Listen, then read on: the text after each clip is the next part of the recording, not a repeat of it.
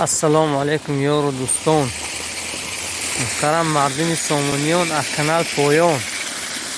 هنگی شعر گفتین همین گپا لیکن همین تروبی ما خیلی ویران. چه حالت است که این تروبی دو سرگست فرات علده کرده نمینه نه فریب نیران قطعی همین خموش زجان این همیشه داخی همین توبستان میشه که کانال پریان میشه. یا خیلی فکر میکنن که آب کشتگی فکر میکنن که آب های لیکن آب کانال همین قبر به میدارد. همین یک سری مسئله به آمده همین تروبه راست کردن کار دوستو اصلا نمیدونم کی همین چیزا به کله میگرد. راست یا حوض ایشتم پول پرسی نمیشه. همین تروبه تقریبا 20 متر زیاد است که تعمیر کردن کار. این آب یک خیلی برافزاده. این تقریبا برای دو سه خوجگی آبی که بسنده است این آب لیکن نمیفرو. افتاد یا ببینید یا خلاصه بید.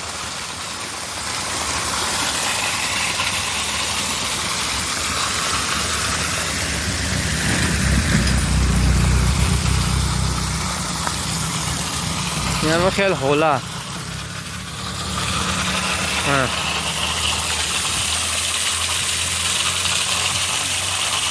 چی بر رزین رو نگاه دارد این آخی.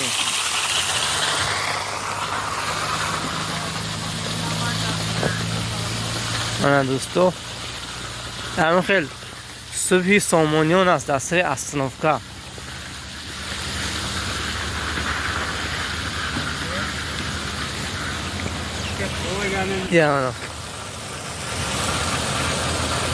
یا رست کرده انا این بود دوستان انده که بعد شما نوار کردم از همین رفتی همون ویران شدگی آب. ما فکر اندیشه رو نویسید و جاهای دخلدار گوید همین تروبه رو یک سری مسئلهش بینن. همین هم پول میپرتم چیکار میکنن یک ایسوسو کرده همون تروبه رو راست کنیم.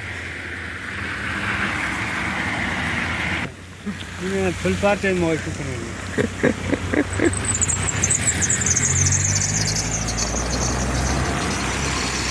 این همه خیلی آدم شد راست وقت